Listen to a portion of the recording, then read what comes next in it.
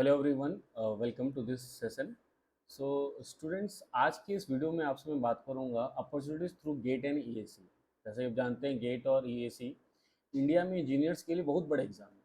बहुत बड़ा एग्जाम है और बहुत सारे अपॉर्चुनिटीज़ भी है, बट फिर भी मैं आपको बताना चाहूँगा कंबाइन कैसा होगा। तो सबसे पहले हम लोग गेट की बात करेंगे, that is graduate aptitude test in engineering. उसकी पूरी अपॉर्चुनिटीज़ के बारे में बातचीत कर लेंगे। उसके बाद देन सेकंड हम लोग बात करेंगे इंजीनियरिंग सर्विसेज एग्जामिनेशन के बारे में बात करेंगे। और दोनों ही के बारे में क्यों बात कर रहा हूँ वो एक बार आपको बता दूँ। मोर और लेस अगर बात करूँ तो दोनों का सिलेबस जो होगा, टेक्निकल सिलेबस, वो लगभग सेम है, एक जैसा ही है। तो आप किसी एक एग्जाम की अगर तैयारी करते हैं तो ऑटोमेटिक दूसरा एग्जाम आपका लगभग तैयार हो ही जाता है। और अगर बात करूँ तो गेट की तैयारी करेंगे तो इंजीनियरिंग सर्विसेज तैयार करना थोड़ा ईजी भी हो जाता है आपके लिए। दैट्स वाई दोनों एग्जाम के बारे में एक साथ बात करूंगा। तो वीडियो को देखिएगा, वीडियो छोटा रहेगा, आराम से देखिएगा। आपको पूरा पूरा इन डेप्थ नॉलेज होगा कि आपको गेट के बाद या फिर इंजीनियरिंग सर्विसेज के बाद आपको क्या क्या अपॉर्चुनिटीज मिलेगी। अपॉर्चुनिटी का मतलब होता है बेसिकली, अगर आप मान लीजिए पढ़ाई कर रहे हो तो आपको तो जॉब ही चाहिए अल्टीमेटली, या फिर कहीं ना कहीं आपको अपना लाइफ सेट करना, करियर सेट करना और पैसे को आपको अर्न करना है एज ए सैलरी और वॉट एवर। ओके, चलिए ठीक है। तो स्टार्ट करते हैं वन बाई वन और स्टार्ट करेंगे हम लोग गेट से। स्टार्ट कर लेते हैं। तो सबसे पहले देख लेते हैं यहाँ पे हम लोग, that is GATE, graduate aptitude test in engineering. तो ये आईआईटीज जो है इस एग्जाम को कंडक्ट करते हैं। डिफरेंट डिफरेंट आईआईटीज और आईआईसी बैंगलोर जो है एवरी ईयर कंडक्ट होता है, साल में एक बार एग्जाम कंडक्ट होता है। और एक बार जो स्कोर कार्ड आता है वो 2-3 साल के लिए अलग अलग रूल के हिसाब से वैलिड होता है। कई बार 2 साल के लिए, कई बार 3 साल के लिए वैलिड हो जाता है आपके पास। ठीक है। सबसे पहला जो इसमें अगर मैं बेनिफिट की अगर मैं आपसे बात करूँ कि सबसे पहला बेनिफिट क्या है इसमें, तो सबसे पहला बेनिफिट देख लेते हैं। जैसे देख सकते हैं, हायर स्टडीज़ के बारे में बात कर रहे हैं। जैसे ऑलरेडी आप बी या फिर बीटेक कर चुके हैं किसी न किसी प्राइवेट कॉलेज से, और मान लीजिए आपका अच्छा प्लेसमेंट नहीं हुआ है, तब जाके आप सोचते हैं ठीक है हायर स्टडीज़ हो जाएगा। तो कहीं ना कहीं आप हायर स्टडीज़ में जाते हैं, एमटेक एमएस में जाते हैं, तो कहीं ना कहीं आपका नॉलेज जो है वो एनहांस हो जाता है। सबसे पहली बात, जो थ्रू आउट द लाइफ आपके काम आने वाला है। ऐसा नहीं कि सिर्फ अच्छी जॉब के लिए, अच्छी सैलरी के लिए, नहीं, थ्रू आउट द लाइफ आपके काम आने वाला है, पहली बात तो। अब देखते हैं यहाँ पे आप एमटेक में एडमिशन जो लेते हैं कहाँ कहाँ ले सकते हैं। तो सबसे बात बोलूँ तो आईआईसी बैंगलोर हो गया, फिर आईआईटीज़ हो गया, फिर एनआईटीज़ हो गया, ट्रिपल आईटीज़ हो गया, और बहुत सारे टॉप के गवर्नमेंट कॉलेज हो गए हैं। इन सभी जगह आप अपना आराम से एडमिशन ले सकते हैं अगर आप गेट अच्छे रैंक से क्वालिफाई करते हैं तो। या जो भी उसका क्राइटेरिया फुलफिल होगा आफ्टर आप क्वालिफाई कर लिए, कट ऑफ को क्लियर कर लिए, अलग अलग कॉलेज के लिए अलग अलग आपका कट ऑफ होगा। जैसे आईआईसी बैंगलोर के लिए थोड़ा हाई है, उसके बाद फिर आईआईटी, फिर NIT, like this and so on, इस तरीके से होगा आपके पास। ठीक है। अब अपने डिफरेंट डिफरेंट ब्रांच होंगे आपके पास, mechanical, civil, electrical, electronics, computer science, उसमें भी वेरियस होगा। जैसे मैकेनिकल की बात करूँ तो आपका डिज़ाइन है, थर्मल प्रोडक्शन है, और दूसरी ब्रांच की बात करूँ तो बहुत सारे अलग अलग आपके पास स्पेशलाइजेशन होगा, जहाँ पे आप अपना एमटेक आराम से कर सकते हैं, किसी भी आईआईटी, एनआईटी या किसी बहुत अच्छे कॉलेज से कर सकते हैं, जहाँ पे आपका प्लेसमेंट डेफिनेटली अच्छा होगा ही होगा। पहली बात तो मैं आपको बता दूँ। ठीक है। चलिए अब बात करते हैं, अगर जब आप एमटेक कर रहे हैं किसी आईआईटी, एनआईटी या कहीं से भी कर रहे हैं, अगर आप गेट क्वालिफाइड है, यानी आपने गेट क्रैक किया हो, उसके बाद अगर आप कहीं से एमटेक कर रहे हैं, तो उसके बाद आपको जो स्टाइफंड मिलता है पर मंथ की बात करूँ, देख लीजिए यहाँ पे, जैसे मैंने यहाँ पे मेंशन किया है, 12,400 जो है हर महीने आपको स्टाइफंड मिलेगा। 1 तारीख को ही आ जाता है, since I am also from IIT Kharagpur, तो हमेशा 1 तारीख को ही आ जाता था। तो आपको वो हेल्प होगा कि आपको अपने घर वालों से पैसा नहीं लेना पड़ेगा जिस समय आप एमटेक कर रहे हैं। तो और 2 साल बाद आपका एमटेक हो जाएगा, फिर प्लेसमेंट हो जाएगा, तो ऑटोमेटिक आपके पास जॉब, तो एक अच्छा डिसेंट जॉब आपके पास आ जाएगा। मोर और लेस मैं बोलूँ तो आपका लगभग 80-90 हज़ार या 1 लाख रुपए के आसपास मिनिमम जॉब तो पर मंथ का आपका लग ही जाता है, जो आपके करियर को अच्छा खासा सेट कर देता है, पहली बात तो। ठीक है। चलिए ये तो बात हो गया, हम लोग एमटेक के बारे में बात कर लेते हैं। और एमटेक आप अच्छे आईआईटीज, एनआईटीज, जहाँ से आपका जितना अच्छा रैंक आ जाए वहाँ से आप कर सकते हैं। इससे तैयारी काफ़ी अच्छी होनी चाहिए आपकी गेट एग्जाम की। लास्ट में गेट और इंग्लिश सर्विसेज के बारे में इस वीडियो के लास्ट में थोड़ा सा दोनों में बात भी करूंगा कि कैसे तैयार करना है, क्या सिलेबस है, उनके बारे में डिस्कस करेंगे। ठीक है। चलिए फिलहाल तो अपॉर्चुनिटीज के बारे में देखते हैं। फर्स्ट के बाद देख लेते हैं गेट के थ्रू सेकंड अपॉर्चुनिटी की बात करें तो यहाँ पे लिखा हुआ है पीएसयूज। जैसे आप देख सकते हैं, पब्लिक सेक्टर अंडरटेकिंग जो है वो रिक्रूट करते हैं डायरेक्टली। पहले के ज़माने में क्या होता था, ये पीएसयूज जो होते थे, सभी पीएसयूज अपना ओन सेल्फ एग्जाम लेते थे। आप अलग अलग फॉर्म भरिए, सभी का अलग अलग डेट आएगा, एग्जाम देने जाइए, राइट, एमसीक्यू एग्जाम होता था, एग्जाम दीजिए, उसके बाद उनका प्रोसेस चालू होता था फर्दर रिटर्न टेस्ट हो जाने के बाद। लेकिन अभी ऐसा नहीं रहा, आपका वो वाला पार्ट स्किप हो गया है, वो एग्जाम नहीं लेते हैं। कुछ पीएसयूज अभी भी एग्जाम लेते हैं, बट मोस्टली ऐसा हो गया कि बहुत सारे ऐसे पीएसयूज हैं जो गेट के स्कोर कार्ड को एज ए रिटर्न टेस्ट मानते हैं सिलेक्शन प्रोसेस के लिए। उसमें काफ़ी अच्छा अगर आपका मान लीजिए स्कोर है तो आपको वो कॉल करेंगे, और कॉल करने के बाद आपको सीधा डायरेक्टली जो भी उनका इंटरव्यू का राउंड होगा या फर्दर जो भी राउंड होगा, बट कोई टेस्ट नहीं होगा आपका, उन राउंड को क्लियर करके फिर आपको ज्वाइनिंग दे देते हैं वहाँ पे। तो आप देख सकते हैं कि बस गेट का अच्छा स्कोर होना चाहिए आपके पास, तो उसके बाद आपके पास मिल जाएगा। जैसे आप देखेंगे ONGC, IOCL, NTPC, HPCL, BPCL, भेल, डीआरडीओ, इसरो, गेल, पावर ग्रिड एक्सेट्रा, ऐसे बहुत सारी कंपनीज हैं जो पीएसयूज कंपनी बहुत सारी हैं। और ये फ्लक्चुएट होता रहता है, चेंज होता रहता है, कई बार कुछ कंपनी नई ऐड हो जाती है, कई बार नहीं भी ऐड होता है, तो डिफरेंट ईयर ये डिफरेंट डिफरेंट रहता है। ऐसा नहीं कि कंपनी हमेशा सेम रहेगी। ये जो पीएसयूज है वो हमेशा चेंज होते रहेंगी, और मैक्सिमम पीएसयूज रहता ही आपके पास, यानी आपके पास अपॉर्चुनिटी होता ही होता है अगर आप गेट अच्छे से क्रैक कर लेते हैं तो। ठीक है, चलिए बात करते हैं सैलरी की। बात करेंगे, अगर मान लीजिए आप गेट में काफ़ी अच्छा स्कोर कर लिए और आप पीएसयूज में मान लीजिए ज्वाइन कर लेते हैं, तो आपको डायरेक्ट बीटेक के बाद या डायरेक्ट आपके बीई के बाद, यानी सीधी बोलूँ इंजीनियरिंग के बाद, आपको जो सीधा जॉब मिलता है वो सीधा मिल जाता है 10 to 18 LPA का मिल जाता है। यानी अगर ऑलमोस्ट बात करूँ तो महीने में लगभग 80,000 रुपये से लेकर 1.5 लाख रुपये तक के आसपास का आपका सैलरी हो जाता है, जो कि काफ़ी डिसेंट है। अगर मान लीजिए आप बीटेक करके निकले हैं, बी करके निकले, इंजीनियर हैं, आपका एज हार्डली क्या होगा, 22, 23 या 24 के आसपास होगा, तो उस एज पे आपका एक डिसेंट सैलरी आपको मिल जाता है, काफ़ी अच्छा रहता है। जॉब की काफ़ी अच्छी स्टेबिलिटी है, पेंशन है, हाउसिंग है, मेडिकल बेनिफिट है, और भी बहुत सारे बेनिफिट रहते हैं, काफ़ी अच्छा है। तो एक बार गेट क्लियर किया और लाइफ को सेट किया, वैसा टाइप का ये है कि भाई गेट में रैंक लाइए, लाइफ को अपना सेट कर लीजिए डायरेक्टली, अगर आप हाई स्टडीज़ नहीं करना चाहते हैं तो। हाँ, बट एक कंडीशन है, इसमें रैंक थोड़ा अच्छा लाना पड़ता है आपको। अगर आप गेट देंगे तो सबसे पहले जो रैंक अच्छा आता है वो पीएसयूज में जाते हैं बच्चे, उसके बाद अगर आपका रैंक अगर थोड़ा अच्छा आता हो तो आईआईएससी, फिर आप आईआईटीज़ में, फिर एनआईटीज़ में, एंड फर्दर उसके बाद डिफरेंट डिफरेंट कॉलेज में आप एमटेक के लिए जाते रहते हैं। तो याद रखना है, अच्छे से गेट की तैयारी करेंगे तभी आप अच्छा रैंक ला के पीएसयूज में जा सकते हैं। ऐसा नहीं कि आप एक जस्ट कट ऑफ क्लियर किया और आप पीएसयूज चले गए, ऐसा नहीं होगा। आपको थोड़ा अच्छा रैंक लाना पड़ेगा, तैयारी आपको करना ही पड़ेगा, किसी अच्छे जगह से, किसी अच्छे टीचर से आपको पढ़ना पड़ेगा। चलिए बात करते हैं थर्ड अपॉर्चुनिटी की। अगर हम लोग बात करें, जैसे आप यहाँ पे देख सकते हैं, राइट, अपॉर्चुनिटी इन अब्रॉड, बात करेंगे फॉरेन कंट्रीज की। अगर बात करेंगे तो मेनली यहाँ पे जो मैं बात करूँगा, सिंगापुर में आप देख सकते हैं। जैसे यहाँ पे मैंने यूनिवर्सिटी का नाम यहाँ पे मेंशन किया हुआ है, ठीक है, तो नेशनल इंस्टीट्यूट ऑफ सिंगापुर। ये गेट के स्कोर कार्ड को आपके एमएस और पीएचडी के लिए कंसीडर करते हैं। और बात रही स्टाइफंड, जैसे मैंने बोला आईआईटी एनआईटीज़ में या इंडिया में आपको स्टाइफंड 12,400 पर मंथ मिल रहा है, वहाँ पे स्टाइफंड जो होगा आपको अप्लाई करना पड़ेगा अकॉर्डिंगली। आप जब एडमिशन ले लेंगे तब आपको कितना मिलेगा, क्या मिलेगा, वो बात की बात होगी। बट आप फॉरेन में स्टडी कर सकते हैं, गेट के थ्रू आपको एडमिशन डेफिनेटली वहाँ पे मिल जाएगा इन यूनिवर्सिटीज़ में सिंगापुर में। ठीक है, चलिए अगर आपका विदेश का सपना है तो डेफिनेटली वो पूरा होगा, आप पढ़ाई कर सकते हैं गेट के थ्रू ही। उसके बाद देखते हैं नेक्स्ट, आपको देखेंगे प्राइवेट सेक्टर रिसर्च रोल की बात करेंगे। जैसे मान लीजिए हमने बात कर ली पीएसयू की बात कर लिए, राइट, फॉरेन यूनिवर्सिटीज़ की बात करिए, बात करते हैं प्राइवेट सेक्टर है। जैसे मान लीजिए आपका पीएसयूज वगैरह में नहीं हो रहा है, बट कई बार क्या होता है, कई बार टाटा, महिंद्रा, एलएनटी और भी ऐसी बड़ी बड़ी कंपनी है, और भी ऐसी बड़ी बड़ी कंपनीज है इंडिया में, ठीक है, जो प्राइवेट है बट उनका नाम काफ़ी अच्छा है, सैलरी काफ़ी अच्छी है, रिकग्नाइजेशन काफ़ी अच्छा है, और कहीं ना कहीं अगर आप वहाँ काम करते हो तो स्टेबिलिटी भी काफ़ी अच्छी, नहीं आपका लाइफ सेट है वहाँ पे, करियर आपका सेट है, ऐसी भी कंपनीज हैं। वहाँ पे भी कई बार गेट स्कोर जो होगा वो वैलिड होता है, या उसके थ्रू जस्ट लाइक वो अपना रिटर्न लेंगे, या किसी भी तरीके से नंबर ऑफ स्टूडेंट्स में अगर मान लीजिए सेलेक्ट करना चाहते हैं कि कितने को लें, कैसे लें, तो कई बार गेट स्कोर कार्ड वहाँ पे आपका वैलिड होता है, उसके थ्रू भी वहाँ पे आप जा सकते हैं। नाउ आप देख सकते हैं जैसे बाहर हो गया, सीएसआई हो गया, डीआरडीओ हो गया, इसरो हो गया, कई बार ये लोग भी डायरेक्टली जो होगा वो फेलोशिप के लिए या फिर जॉब के लिए गेट के स्कोर कार्ड को डायरेक्टली यूज़ करते हैं। ऑल दो इनका सेपरेट सेपरेट एग्जाम भी होता है, उसके थ्रू भी आप जा सकते हैं, बट गेट का स्कोर कार्ड है तो ऑलरेडी आपने गेट की तैयारी की है, गेट में अच्छा रैंक ला लिए, तो सेपरेट एग्जाम देने की कभी भी जरूरत नहीं, आप डायरेक्टली इसी से मल्टीपल डोर आपके ओपन हो जाते हैं। तो गेट एक ऐसा है कि GATE is the door of all the opportunities, पूरी अपॉर्चुनिटीज का डोर एक बार मिलता है। एक एग्जाम क्रैक करिए, काफी अच्छी तैयारी करिए, अच्छा रैंक लेके आइए, सभी अपॉर्चुनिटीज एक ही एग्जाम से लगभग लगभग ओपन हो जाते हैं, मल्टीपल एग्जाम देने की कोई भी आपको नीड नहीं होती। सबसे बेनिफिट ये बात है गेट एग्जाम के बारे में। चलिए आगे बात करेंगे, यहाँ पे टीचिंग एंड एकेडमी की बात कर लेते हैं। यहाँ पे तो आप देख सकते हैं, यहाँ पे लिखा हुआ है फैकल्टी पोजीशन की बात करेंगे, faculty position in government and private engineering college.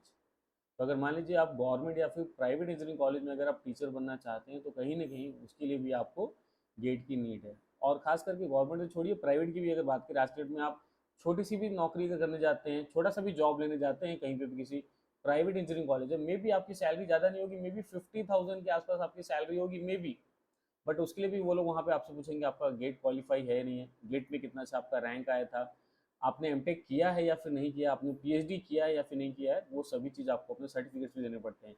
तो कहीं ना कहीं गेट आपके लिए ज़रूरी है, मतलब है। अगर आप टीचिंग फील्ड में जाना चाहते हैं तो मस्ट है। और सिर्फ ऐसा नहीं कि आप प्राइवेट कॉलेज या गवर्नमेंट इंजीनियरिंग कॉलेज, मैं आपको बोलूँ, अगर आप किसी कोचिंग इंडस्ट्री में भी अगर आज के डेट में पढ़ाना चाहते हैं तो वहाँ भी अगर मैं देखूँ तो कहीं ना कहीं ये सवाल उठेगा कि आप गेट में अच्छा स्कोर किए थे, हाँ या ना। अगर किए हैं तभी आपको कोई मौका देगा, अदरवाइज कोई मौका नहीं देता है वहाँ पे। और सैलरी की बात करें तो ये 50,000 तो मैं लोएस्ट बताया था प्राइवेट का, उसके अलावा उससे ज़्यादा ही सैलरी होता है। May be 1 lakh per month हो सकता है, मे बी 1.5 लाख हो सकता है per month, may be 2 lakh per month हो सकता है, maybe more than that भी हो सकता है। It can go up to any range up to 10 lakh per month also, coaching industries की बात करूँ। और अगर कॉलेज की बात करूँ तो अप टू 2 लाख भी जा सकता है आपका सैलरी, तो काफ़ी अच्छा है। ठीक है, आप पीएचडी कर सकते हैं, उसके बाद प्रोफेसर बन सकते हैं या फिर रिसर्च में आप जा सकते हैं। नाउ नेक्स्ट, अगले गेट अपॉर्चुनिटी की अगर मैं बात करूँ आपसे, तो डुअल डिग्री की बात करूँगा, जहाँ पे एमटेक प्लस पीएचडी आता है।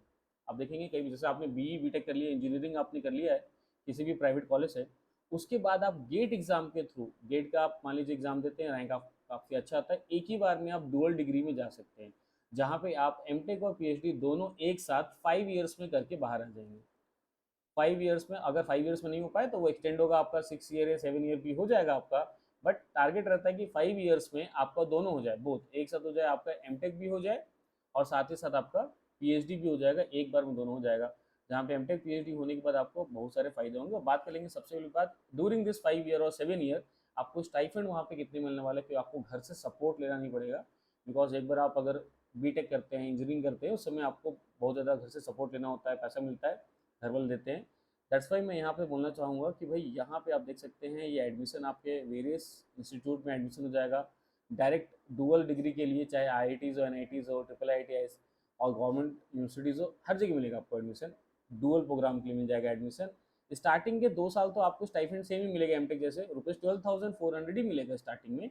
उसके बाद वो स्टाइफेंड बढ़ जाएगा, थर्ड ईयर से स्टाइफेंड आपका इंक्रीज हो जाएगा, जैसे आप पीएचडी में एनरोल हो जाएंगे, ₹28,000 पर मंथ हो जाएगा, और टिल आपके कोर्स कंप्लीशन तक वो आपको मिलता रहेगा 28,000, और धीरे धीरे स्लोली वो भी इंक्रीज होता है, बट फिलहाल आप 28,000 मान के चलिए उसको। काफ़ी अच्छा हेल्प हो जाता है जिस समय आप डुअल डिग्री कर रहे हैं, एमटेक पीएचडी, तो आपको किसी पर डिपेंडेंट होने की जरूरत नहीं है। और जैसे ही आपका कंप्लीट हो जाएगा उसके बाद आपको जॉब लग जाएगी, तो आप वैसे भी आपका करियर सेट है, आपका लाइफ सेट हो जाता है। काफ़ी अच्छा अपॉर्चुनिटी है, डुअल डिग्री भी एक बार में जाइए, एक ही बार में एमटेक पीएचडी दोनों करके फ्री हो जाइए। अदरवाइज कई बार होता है ना कि कुछ लोग पहले बीटेक कर लिए, फिर कुछ टाइम जॉब किए, फिर ड्रॉप लेके या स्पॉन्सरशिप में फिर जाके कभी एमटेक कर रहे हैं आईआईटी से, उसके बाद फिर फर्दर कुछ साल के बाद ऐसा लगता है नहीं पीएचडी करना चाहिए, फिर जा रहे हैं, एक बार में आप चले गए। और एक चीज़ और याद रखिएगा, कई बार लोग सोचते हैं बीटेक के बाद जॉब मिल गया है तो फिर एमटेक क्यों करना, एमटेक के बाद जॉब मिल गया है तो पीएचडी क्यों करना। तो मैं आपको बता दूं एक चीज़, लाइफ में आप जितना ज़्यादा आप पढ़ेंगे ना, कभी भी याद रखिएगा, दो चीज़ जो होता है ना, कभी भी पढ़ाई और पैसा कभी भी वेस्ट नहीं जाता है। जितना ज़्यादा आपके पास होगा कहीं ना कहीं यूज़ ही होगा आपका, आज नहीं तो कल आपको पता नहीं चलेगा कहाँ यूज़ हो गया, बट यूज़ होगा जरूर, डेफिनेटली यूज़ होगा ही होगा, याद रखिएगा इस चीज़ को। चलिए ठीक है, तो ये भी आपके पास काफ़ी अच्छा अपॉर्चुनिटी अगर आप गेट एग्जाम अच्छे से लिखते हैं तो। चलिए उसके बाद करेंगे डायरेक्ट पीएचडी की बात कर लेते हैं। अब जैसे कुछ लोग सोचते हैं पहले अगर बीटेक कर लिया है तो एमटेक करना पड़ेगा, फिर आप पीएचडी में जाएंगे, ऐसा नहीं है। आज के टाइम पे ऐसा हो गया कि बहुत सारे आईआईटीज, एनआईटीज और बहुत सारे ऐसे जो यूनिवर्सिटीज़ हैं वो डायरेक्ट पीएचडी में भी एडमिशन देंगे। यानी आपने सिर्फ इंजीनियरिंग किया है, बीटेक या बी किया हुआ है आपने, उसके अलावा आपने गेट को अगर मान लीजिए लिखा है, गेट अच्छा अच्छे रैंक से अगर आप गेट में क्वालिफाई होते हैं, तो उसमें आपको डायरेक्ट एडमिशन भी होता है, जिसके लिए छोटा सा आपको ना इंटरव्यू देना पड़ता है। हाँ, मे बी डुअल डिग्री में भी आपका इंटरव्यू कई बार हो जाता है, राइट, तो रिटन टेस्ट नहीं होगा, थोड़ा सा इंटरव्यू हो जाता है। तो यहाँ पे भी आपको इंटरव्यू वाला जो प्रोसेस है वो थोड़ा सा फॉलो करना पड़ता है किसी भी आईआईटी एनआईटी या किसी भी कॉलेज में। उसके बाद आपका पीएचडी में एडमिशन हो जाता है आराम से, आप 3-4 साल या 5 साल में अपना पीएचडी भी कंप्लीट कर सकते हैं, रिसर्च में जा सकते हैं, काफ़ी अच्छा। और इसमें स्टार्टिंग से ही फर्स्ट मंथ से ही आपको, पहले ही मंथ से आप डायरेक्ट पीएचडी में जाते हैं, 28,000 पर मंथ का जो स्टाइफंड है वो गेट क्वालिफाइड स्टूडेंट्स को मिलना चालू हो जाता है। बहुत ही ज़्यादा बेनिफिट होता है, आप किसी भी डिपेंडेंट नहीं होंगे, काफ़ी अच्छा हो जाता है आपका। आराम से 3-4-5 साल तक अपना पीएचडी करिए, रिसर्च में आगे बढ़िए और अपने करियर में भी आगे बढ़ते चले जाइए। चलिए ठीक है, नेक्स्ट बात करेंगे। और हाँ, अभी मैं आपसे जैसे मैं बोला था, इस वीडियो में मैं गेट और इंजीनियरिंग सर्विसेज दोनों के अपॉर्चुनिटीज के बारे में बात करूंगा। फिलहाल अभी ये सिर्फ गेट का चल रहा है, गेट का एक बार कंप्लीट हो जाए फिर मैं इसी वीडियो में इंजीनियरिंग सर्विसेज के बारे में भी बातचीत आपसे करूंगा। चलिए बात करेंगे नेक्स्ट अपॉर्चुनिटी की बात करेंगे, तो आप देख सकते हैं CSIR India, council of scientific and industrial research के बारे में बात करेंगे। यहाँ पे भी जस्ट लाइक आपका पीएचडी ही होगा, CSR लैब पे आप देख सकते हैं पीएचडी होगा। तो देखिए पर्पस तो सीधी सी बात है भाई, पीएचडी करवाना है पर्पस वहाँ पे भी। और स्टाइफेंड 25,000 प्लस HRA आपको मिल जाता है वहाँ पे, लगभग ये 31,000 के आसपास या थोड़ा बढ़ के 35,000 के आसपास चला जाता है। तो 31K हो जाएगा या फिर 35K हो जाएगा। फर्दर ऑन आपका स्टाइफंड हो जाएगा, डिसेंट स्टाइफंड है, आपको किसी भी डिपेंडेंट नहीं होना पड़ता, आप एकदम कूल माइंडेड अपना आराम से आप जो भी आपका रिसर्च वर्क है उसको पूरा पूरा कर सकते हैं और काफ़ी अच्छा रिसर्च कर सकते हैं, जिससे आपको अपने फ्यूचर में काफ़ी अच्छा अपॉर्चुनिटी और मिलेगा, उसमें मतलब डायरेक्टली फिर आपको जॉब मिलेगा और काफ़ी अच्छा हो जाएगा। चलिए ठीक है, आगे बात कर लेते हैं हम लोग। अपग्रेडेशन की बात करेंगे तो ये आप पहले जब जाते हैं CSIR में तो आप पहले बनते हैं JRF, जूनियर रिसर्च फेलो बनते हैं। फर्दर उसके बाद वो अपग्रेड हो जाएगा 2 साल बाद और आप बन जाएंगे SRF बन जाते हैं, that is senior research fellow में आप चले जाते हैं, जहाँ पे आपको स्टाइपेंड थोड़ा बढ़ जाता है और काफ़ी अच्छा रहता है आपके पास। तो ये भी एक अच्छा आपके पास मौका है, बट सब चीज़ गेट से ही है, तो गेट एग्जाम मस्ट है भाई, लिखना ही लिखना है, जिससे आपको ये पूरी अपॉर्चुनिटी जो मैं आपसे बात कर रहा हूँ वो सब आपको मिल सके। और भी फर्दर अपॉर्चुनिटी की बात करते हैं। हाँ, अभी देखिए नीटी मुंबई की बात करूंगा, नेक्स्ट अपॉर्चुनिटी आपके पास जो है नीटी मुंबई, जिसको आज की डेट में उसका नाम चेंज हो गया, तो उसको IIM मुंबई भी बोलते हैं, Indian institute of management Mumbai के नाम से भी जाना जाता है, जिसको आप देखें तो अभी हाल ही फिलहाल 2 साल पहले शायद नाम चेंज हुआ है, पहले उसको नीटी मुंबई, तो लगभग तो जनरली हम लोग नीटी मुंबई बोलते हैं उसको। अब देखिए यहाँ पे प्लस पॉइंट क्या है उसके बारे में बात करूंगा आपसे थोड़ा। हाँ, यहाँ पे आपको स्टाइफंड नहीं मिलेगा, आपको यहाँ पे आपको जीरो जीरो स्टाइफंड, यानी यहाँ पे आपको जो पैसे वाली बात है वो स्टाइफंड नहीं मिलेगा आपको यहाँ पे, अगर आप यहाँ से करते हैं तो गेट के थ्रू, बट अपॉर्चुनिटी काफ़ी अच्छी है। और प्लस पॉइंट क्या होने वाला वो मैं बता दूंगा आपको सबसे पहले। जैसे आप देखिए एडमिशन अगर आप लेते हैं तो ये post graduate right PG diploma में आपको मिलता है प्रोग्राम, जैसे देखिए प्रोजेक्ट मैनेजमेंट हो गया, मैन्युफैक्चरिंग मैनेजमेंट हो गया, इंडस्ट्रियल इंजीनियरिंग हो गया, इसमें आप PG डिप्लोमा कर सकते हैं। अब यहाँ पे स्टाइफंड तो नहीं मिल रहा आपको, स्टाइफंड तो आपका जीरो है, बट यहाँ पे फायदा क्या हुआ मैं आपको बता दूं, प्लेसमेंट बहुत ज़्यादा है। अगर मैं प्लेसमेंट की अगर बात करता हूँ तो प्लेसमेंट इज़ वेरी हाई, मतलब ऐसा अगर मे भी गारंटी नहीं कि आपका IIT में 100% प्लेसमेंट होगा ही होगा, बट यहाँ पे गारंटी है आपके पास कि आपका प्लेसमेंट होगा ही होगा, पहली बात तो। दूसरा जो होगा आपका जो पैकेज होगा, मे भी हो सकता है आप IIT में जाते हैं तो आपका पैकेज होता है 10 LPA का, आपके पास पैकेज होता है 10 LPA आपके पास पैकेज होता है मे भी। अगर यहाँ पे अगर आप जाते हैं तो हो सकता है आपका जो पैकेज होगा मे बी 20 LPA के आसपास हो, डबल 1.5 2 टाइम्स 2.5 टाइम्स भी हो सकता है। तो आपका जो पैकेज है, सैलरी पैकेज जो होगा वहाँ से जो प्लेसमेंट होता है वो भी ज़्यादा अच्छा होगा, एंड चांस ऑफ सिलेक्शन जो होगा जो आपको जो मिलेगा वो भी ज़्यादा अच्छा रहेगा, जॉब मिलने का चांस भी ज़्यादा और आपको सैलरी भी ज़्यादा मिलेगा, तो बहुत ही अच्छा है। बट हाँ, यहाँ पे अगर मैं आपसे बात करूँ तो गेट रैंक काफ़ी अच्छा होना चाहिए, ऐसा नहीं है कि मतलब आप लोअर साइड में, काफ़ी अच्छा होना चाहिए। जैसे आप मैं बोलूँ IIC बैंगलोर हो गया, IITs हो गया, लगभग उसी के बराबर आपका रैंक होना चाहिए, काफ़ी अच्छा रैंक होगा तभी आपको एडमिशन मिलेगा, अदरवाइज नहीं मिलेगा। बेहतरीन ऑप्शन मैं तो बोलूँगा नीति मुंबई, जरूर आपको गेट देना चाहिए और इसमें जाना चाहिए। तो आप देख सकते हैं कि इतने सारे मैंने गेट के बारे में आपसे अभी बात कर ली, सो मेनी ऑप्शंस। एक बार फिर से मैं आपको स्लाइड्स को एक बार अगर रिमाइंड कर दूँ, so starting from the first high studies MTech की बात कर लिए, उसके बाद PSUs की बात कर लिए, फिर फॉरेन यूनिवर्सिटीज़ में MS की बात कर लेते हैं, फिर आप प्राइवेट सेक्टर में जा सकते हैं, टीचिंग वाले पोर्शन में जा सकते हैं, डुअल जा सकते हैं, that is MTech plus PhD में जा सकते हैं, डायरेक्ट PhD में जा सकते हैं, CSIR में जा सकते हैं PhD करने के लिए। उसके अलावा आप देखिए नीटी मुंबई में भी आप जाते हैं, सो मेनी अपॉर्चुनिटीज़, इतने सारे आपके पास अपॉर्चुनिटीज़ हैं अगर आप एक बार गेट एग्जाम देते हैं तो, जो कि बहुत बहुत और बहुत ही अच्छी बात है अगर मैं आपसे बात करूँ तो। फर्दर आगे बढ़ेंगे, अब हम लोग गेट के बारे में तो बातचीत कर लिए, अब बढ़ते हैं हम लोग इंजीनियरिंग सर्विसेज की तरफ बढ़ते हैं। What are the various opportunities through engineering services, और साथ ही साथ लास्ट में 2-3 मिनट में बात करूंगा कि दोनों के सिलेबस में क्या डिफरेंस है, तैयारी में क्या डिफरेंस होगा, 2-3 मिनट की बात करूंगा, 2 या 3 मिनट बात करूंगा। फिलहाल देखते हैं opportunities through EAC, that is engineering service examination conducted by UPSC, conducted by UPSC. सबसे पहली बात, जैसे आप मान लीजिए आप कहीं भी अगर PSUs में जाते हैं गेट के थ्रू, तो वहाँ कहीं ना कहीं आप एज ए इंजीनियर बन के जा रहे हैं, ठीक है, नॉर्मल आप PSUs में से जॉब कर रहे हैं। यहाँ पे जो आप बनते हैं वो आप बनते हैं क्लास 1 ऑफिसर बनते हैं, पहली बात तो क्लास 1 ऑफिसर वाली पोस्ट आपको मिल जाती है, और ये सेंट्रल गवर्नमेंट का जॉब होगा आपके पास। सबसे बेस्ट पार्ट ये हो जाता है, आप अगर इंजीनियरिंग सर्विसेज की बात करें तो बहुत ही अच्छा एग्जाम है, आप एक बार इंजीनियरिंग सर्विसेज का एग्जाम दीजिए और आपका लाइफ काफ़ी अच्छा सेट हो जाता है, बहुत अच्छा। मैं बोलूँ अगर इमेज की बात करता हूँ, एज ए सोसाइटी में अगर आप कहीं रहते हैं तो आप अगर किसी PSUs में जॉब कर रहे हैं और आप EACs के थ्रू सेंट्रल गवर्नमेंट जॉब कर रहे हैं, तो कहीं ना कहीं आपका जो इमेज होगा सोसाइटी में वो ज़्यादा थोड़ा ऊपर होता है, अच्छा होता है। तो ज़्यादा अंतर नहीं, अगर आप गेट की तैयारी कर ही रहे हैं तो इंजीनियरिंग सर्विसेज ऑलमोस्ट लगभग आपका तैयार हो गया, थोड़ा सा और करना पड़ता है, बट काफ़ी अच्छा आपको इमेज है सोसाइटी में, काफ़ी अच्छी जॉब है, सैलरी भी काफ़ी अच्छी हो जाएगी। वन बाई वन सभी चीज़ के बारे में बात करते हैं। जैसे देखिए सेंट्रल गवर्नमेंट सर्विसेज की बात करें तो कहाँ कहाँ आपको पोस्टिंग मिलेगा, कहाँ कहाँ आपको जॉब मिलेगा उसके बारे में बात करिए। जैसे आप देख सकते हैं इंडियन रेलवेज़ की बात करेंगे, वहाँ पर आपको जॉब मिलेगा, उसके अलावा आप देख सकते हैं आपके पास सेंट्रल इंजीनियरिंग सर्विसेज जो है वहाँ पे आपको जॉब मिलेगा। उसके अलावा आप देख सकते हैं यहाँ पे Indian defence service of engineers के लिए आपको मिल जाएगा। उसके अलावा बात करेंगे तो बॉर्डर रोड्स पे हो जाएगा, सेंट्रल वाटर इंजीनियरिंग सर्विसेज हो जाएगा, पावर टेलीकॉम डिफेंस डिपार्टमेंट, और भी एक सेक्टर मैं कुछ फ्यू काउंट नहीं कर रहा हूँ, और भी एक सेक्टर यहाँ पे लिख दे रहा हूँ, और भी ऐसे कुछ हैं आपके पास सेंट्रल गवर्नमेंट में जहाँ पे अगर आप एक बार इंजीनियरिंग सर्विसेज अच्छे रैंक से क्रैक करते हैं तो आपको डायरेक्ट वहाँ पे आपको जॉब मिल जाता है। तो आप समझ लीजिए आपके पास एक सरकारी नौकरी हो गया बढ़िया वाला, और सैलरी भी बढ़िया हो गया। सैलरी की बात कर लेते हैं, इंजीनियरिंग सर्विसेज आप अच्छे से अगर क्रैक कर लेते हैं उसके बाद सैलरी की बात करेंगे तो इनिशियल पे की बात करेंगे तो आप देख सकते हैं यहाँ पे इस रेंज में आपको 6,100 पर मंथ वाले रेंज में प्लस DHRA TA के हिसाब से मिलना चालू हो जाएगा, और after promotion salary will go up to 2.5 lakh per month के आसपास हो जाता है आपका। काफ़ी डिसेंट में अगर बात करूँ तो स्टार्टिंग में जो आपका सैलरी आता है फर्स्ट मंथ से वही काफ़ी अच्छा नहीं लगता है। मैं अगर बोलूँ तो मे बी ऐसा हो सकता है PSUs में आप जो जॉब कर रहे हैं उतना या उससे अच्छा सैलरी आपको मिलना स्टार्ट हो जाएगा। बहुत ही बेहतरीन ऑप्शन है, एक बार इन कोर्सेज क्रैक करिए, लाइफ को सेट करिए, काफ़ी ज़रूरी है, इसलिए एग्ज़ाम देना भी काफ़ी ज़रूरी है और उससे ज़्यादा ज़रूरी एग्ज़ाम की तैयारी करनी। आगे बात कर लेते हैं यहाँ पे अगर आप इंजीनियरिंग सर्विसेज में अगर आप मान लीजिए जॉब ज्वाइन करते हैं तो आगे करियर ग्रोथ आपका क्या होगा उसकी बात करेंगे। जैसे आप देख सकते हैं promotion up to chief engineer, right, director बन सकते हैं और सेक्रेटरी बन सकते हैं गवर्नमेंट ऑफ इंडिया के।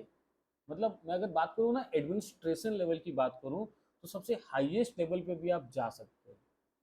फर्दर आपके करियर में जो ग्रोथ होगा वो हाईएस्ट लेवल तक चला जाएगा कि आप एडमिनिस्ट्रेशन लेवल पे, बिकॉज देखिए अगर आप कहीं ना कहीं अगर आप गेट के थ्रू PSUs में जाते हैं तो आपका जो जॉब होगा वो सिर्फ टेक्निकल जॉब होगा आपके पास। लेकिन अगर आप इंजीनियरिंग सर्विसेज के थ्रू अगर आप जॉब करने जा रहे हैं तो आपका टेक्निकल नहीं होगा। उस समय अगर मैं आपसे बात करूं तो फिर वो टेक्निकल नहीं है। उस समय आपके पास ऐसा हो जाए कि आपका टेक्निकल प्लस मैनेजमेंट वाला पार्ट भी ऐड हो जाता है कहीं ना कहीं। यानी कुल मिला के आपको ना जब जॉब आप करेंगे तो आपको मैनेजमेंट वाला पार्ट, एडमिनिस्ट्रेशन वाला पार्ट भी आपको कहीं ना कहीं देखना पड़ता है, जो कि बहुत ही अच्छी बात है। बहुत मजा आएगा आपको जॉब भी करने में उसमें। चलिए ठीक है, आगे बात कर लेते हैं। जैसे देख लीजिए prestigious respected and powerful administration role यहाँ पे आपको मिलने वाला है, बहुत बेटर। कई बार अगर मैं पर्सनली अगर ऐसे बोलूँ बहुत सारे स्टूडेंट से जब मिला हूँ तो कई बार अगर आप देखिए अगर आप किसी आप मान लीजिए IOCL के ऑफिसर से आप मिलते हैं, इंजीनियरिंग सर्विसेज में काम करने वाले बंदे से मिलते हैं तो कहीं ना कहीं ऐसा लगेगा कि इंजीनियरिंग सर्विसेज वाले जो है 1%, 2%, 10% जो भी आप बोल लीजिए मच बेटर तो नहीं बोलूँगा ऐसा कि एकदम मच बेटर है, बट कहीं ना कहीं उससे थोड़ा सा वेटेज ज़्यादा ही रहेगा आपका। चलिए बात कर लेते हैं अब थोड़ा सा बात, ये सभी तो अपॉर्चुनिटीज़ हो गए। गेट के थ्रू वेरियस अपॉर्चुनिटीज़ है आपके पास इंजीनियरिंग सर्विसेज के थ्रू बहुत ही अच्छी अपॉर्चुनिटीज़ है। दोनों में सैलरी काफ़ी अच्छे हैं, यानी कुल मिला के अगर मैं बात करूँ तो एक बार आपने गेट एग्जाम लिखा तो आपका लाइफ या आपका करियर सेट है एकदम। कहीं ना कहीं अच्छा जॉब है, अच्छी सैलरी है, अच्छा आपका सोशल इमेज है, आपको सोसाइटी में लोग अच्छा मानेंगे, अच्छा जानेंगे, बहुत अच्छा हो जाता है। बस एग्जाम आपको क्रैक करना पड़ता है। अब बात करते हैं दोनों में डिफरेंस क्या है। देखिए डिफरेंस में और थोड़ा सा बता दूं कि गेट में ऐसा होगा कि आपको जो टेक्निकल सब्जेक्ट है ना, सब्जेक्ट एक दो या तीन सब्जेक्ट कम पढ़ने पड़ेंगे as compare to engineering services. Technical subject की बात करूँ पहली बार दो या तीन सब्जेक्ट लगभग डिफरेंट डिफरेंट ब्रांच में डिफरेंट डिफरेंट वेरी करेगा, दो या तीन सब्जेक्ट कम पढ़ने पड़ेंगे पहली बात तो आपको। बट सब्जेक्ट का डेप्थ जो होगा गेट में डेप्थ बहुत ज़्यादा है। अगर आप मान लीजिए गेट की बात करेंगे तो गेट एग्जाम में डेप्थ बहुत ज़्यादा है, क्योंकि न्यूमेरिकल अप्रोच जो होना चाहिए काफ़ी अच्छा होना चाहिए क्वेश्चन बनाने के लिए। लेकिन अगर आप इंजीनियरिंग सर्विसेज की बात करेंगे तो वहाँ पे डेप्थ या डिफिकल्टी लेवल की बात करूंगा कि क्वेश्चन बहुत डिफिकल्ट आ रहा है तो नहीं, क्वेश्चन का डिफिकल्टी लेवल गेट से थोड़ा लोअर रहेगा, कम रहेगा। डिफिकल्टी लेवल पे मान लीजिए अगर इसको मैं अगर यहाँ पे दे देता हूँ सपोज करिए 3 स्टार, तो यहाँ पे मेरे को देना पड़ेगा 2 स्टार, यहाँ पे देना पड़ेगा मेरे को यहाँ पे। अगर यहाँ पे मैंने दिया है 3 स्टार तो यहाँ देना पड़ेगा मेरे को 2 स्टार देना पड़ेगा। बट हाँ सिलेबस की बात करेंगे तो सिलेबस में इंजीनियरिंग सर्विसेज का सिलेबस थोड़ा ज़्यादा है, तो यहाँ पे 3 स्टार देना पड़ेगा, तो यहाँ पे आप देंगे 2 स्टार देंगे सिलेबस। तो देखिए भाई ये तो हो गया क्वेश्चन का लेवल हो गया, और ये हो गया आपका सिलेबस हो गया। सिलेबस इंजीनियरिंग सर्विसेज का ज़्यादा है, बट क्वेश्चन पेपर का जो डिफिकल्टी लेवल की बात करेंगे वो गेट में काफ़ी ज़्यादा होगा। दैट्स वाई बोला जाता है गेट की तैयारी करिए, इंजीनियरिंग सर्विसेज का टेक्निकल अपने आप तैयार हो जाएगा। और हाँ इंजीनियरिंग सर्विसेज के प्रीलिम्स में आप अगर देखेंगे तो आपका टेक्निकल के अलावा कुछ नॉन टेक्निकल पोर्शंस भी आते हैं, कुछ सब्जेक्ट्स हैं, लेकिन जिसमें मोर और लेस कुछ सब्जेक्ट तो टेक्निकल से रिलेटेड ही हो जाते हैं, जो आपने इंजीनियरिंग में पढ़ रखा है पहले से, वैसे सब्जेक्ट्स आ जाते हैं जो कि टेक्निकल ही है। तो कुल मिला के देखा जाए तो सिलेबस ज़्यादा इंजीनियरिंग सर्विसेज का है, बट गेट का डेप्थ ज़्यादा है, यानी क्वेश्चन का डिफिकल्टी लेवल काफ़ी ज़्यादा हो जाता है। और एक बार आपने अगर दोनों सब्जेक्ट की तैयारी कर, दोनों एग्जाम की तैयारी कर लिया ना, तो समझ लीजिए आप अपने आप को ना ओवरऑल डेवलप कर चुके हैं। In terms of technical, in terms of management, everything, सभी चीज के लिए आप अपने आप को ना ओवरऑल अपने थ्रू आउट द लाइफ आप जीवन भर के लिए अपने आप को बहुत ज़्यादा डेवलप कर चुके हैं, बहुत अच्छा कर चुके हैं। भले आप जॉब किसी एक में लेंगे, इधर गेट के थ्रू लेंगे या फिर इंजीनियरिंग सर्विसेज के थ्रू लेंगे, बट एक बार आपने अगर तैयारी किया तो आप अपने आप को डेवलप कर लिए। मान लीजिए आप दोनों में गेट और इंजीनियरिंग सर्विसेज के थ्रू जॉब नहीं भी लेते हैं जीवन में, आपने तैयारी कर लिया है, उसके बाद आप कोई बिजनेस या कोई स्टार्टअप कर लेते हैं अपना, उसके बाद भी जो आपने सीखा है गेट और इंजीनियरिंग सर्विसेज करने के टाइम पे, जो भी आप जहाँ से भी आप पढ़ रहे थे, जिस भी टीचर से आप पढ़ रहे थे, जो भी आपने साल 2 साल तैयारी किया है, सीखा है जो भी आपने, वो जीवन भर आपके बिजनेस में, स्टार्टअप में, कहीं पे भी आप रहेंगे थ्रू आउट आपका काम आएगा ही आएगा, कहीं भी वेस्ट जाने वाला नहीं है बिल्कुल भी।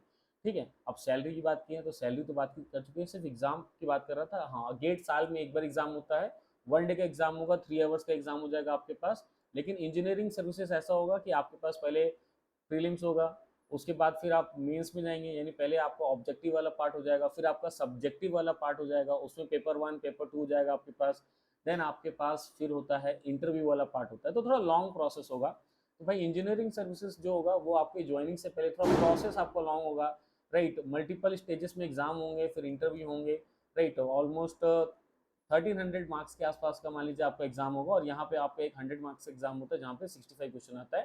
तो गेट 1 डे एग्जाम है, और इंजीनियरिंग सर्विसेज 1 डे नहीं होगा, पहले स्टेज में होगा, फिर उसको क्वालिफाई करेंगे, फिर दूसरे स्टेज में होगा, फिर उसको क्वालिफाई करेंगे, फिर आप इंटरव्यू जाएंगे, उसके बाद लास्ट में फिर आपको ज्वाइनिंग मिलेगा, ऐसा हो जाएगा। तो दोनों के बारे में मैंने आज की वीडियो में बात किया है, गेट के बारे में भी बात किया मैंने, और इंजीनियरिंग सर्विसेज के बारे में भी बात किया है कि हाँ दोनों का सिलेबस कैसा होगा, दोनों की तैयारी करते समय डिफिकल्टी लेवल कैसा होगा, सिलेबस कैसा होगा, तैयारी करने के बाद कौन कौन से अपॉर्चुनिटीज होंगे, इन सभी चीज़ के बारे में आपसे मैंने आज बात किया है। आई होप आपको काफ़ी अच्छा क्लियर हो गया होगा कि अगर आप मान लीजिए 3rd ईयर में हैं, या आप अपने फाइनल ईयर में हैं इंजीनियरिंग के, या फिर आप पास आउट हो गए लेकिन अभी तक एग्जाम की तैयारी नहीं किए हैं, तो आपको काफ़ी अच्छा आइडिया हो गया कि मेरे को गेट की तैयारी करनी चाहिए या फिर इंजीनियरिंग सर्विसेज की तैयारी करनी चाहिए। और मैं बोलूँ तो लगभग दोनों की तैयारी करनी, बट सबसे पहला जो आप तैयारी करेंगे वो गेट की तैयारी करेंगे, क्योंकि गेट का सिलेबस थोड़ा छोटा है, इन डेप्थ थोड़ा ज़्यादा है, बट सिलेबस थोड़ा छोटा है, और कहीं ना कहीं गेट की तैयारी कर लिए तो इंजीनियरिंग सर्विसेज अपने आप तैयार भी हो जाता है। आई होप जितने भी आपके मन में डाउट होंगे कि मैं गेट की तैयारी करूँ या ना करूँ, इंजीनियरिंग सर्विसेज तैयारी करूँ या ना करूँ, तो डेफिनेटली वो पूरे डाउट्स क्लियर हो गए होंगे। और कहीं ना कहीं नो डाउट, वन वर्ड अगर मैं आपको बोलूँ, तो आप एक बार गेट और इंजीनियरिंग सर्विस की तैयारी करिए, आपका लाइफ सेट है, मतलब सेट है, 100% श्योर मैं आपको बोलता हूँ यहाँ पे। आज होगा या कल होगा या परसों होगा, लेकिन होगा जरूर। कई बार होता है कोई स्टूडेंट एक बार तैयारी किया गेट और इंजीनियरिंग सर्विसेज, इंस्टेंटली उसको जॉब नहीं मिला, उसका सिलेक्शन भी नहीं हुआ, लेकिन उसी स्टूडेंट से जब 2-3 साल बाद हम लोग मिलते हैं तो उसको लगता है देख के, हाँ भाई ये किसी अच्छी जगह या किसी अच्छे लेवल या पोजीशन पे पहुंच चुका है। तब वो स्टूडेंट खुद रियलाइज करता है, यस इंस्टेंटली उसका मुझे तो उस समय रिजल्ट नहीं मिला, बट 2-3 साल बाद कहीं ना कहीं मुझे रिजल्ट मिल गया और आज मैं अच्छे पोजीशन पे हूँ। तो definitely it's a good choice. Definitely get और इंजीनियरिंग सर्विसेज दोनों की तैयारी मन लगा के करिए एकदम। इतने सारे आपके पास अपॉर्चुनिटीज़ मैंने अभी आपसे बात किए हैं जहाँ पे आपका लाइफ करियर सेट है, ज़बरदस्त, आपको मज़ा आ जाएगा एक बार तैयारी करेंगे तो। ठीक है, आई होप स्टूडेंट ये वीडियो आप काफ़ी अच्छा इन्जॉय किए होंगे, आपको पूरा डाउट कन्फ्यूजन क्लियर हो गया होगा, काफ़ी अच्छा मज़ा आया होगा। और सिलेबस जो होगा इंजीनियरिंग के बियॉन्ड ही सिलेबस रहता है, उसके बाहर का नहीं रहता है, बल्कि सिलेबस कुछ कुछ सेमेस्टर के रहते हैं, कुछ कुछ सेमेस्टर से कुछ टॉपिक रहेंगे, कुछ कुछ सेमेस्टर कुछ टॉपिक नहीं भी रहेंगे। 100% गेट सिलेबस, 100% इंजीनियरिंग का सिलेबस होता भी नहीं है, उससे थोड़ा कम ही सिलेबस होता है, और काफ़ी अच्छा आप कर सकते हैं। So thank you all of you for watching this video. और डेफिनेटली तैयारी करिए, आज से तैयारी करना चालू करिए गेट और इंजीनियरिंग सर्विसेज की, और लाइफ में आगे बढ़िए। Good luck, bye all of you.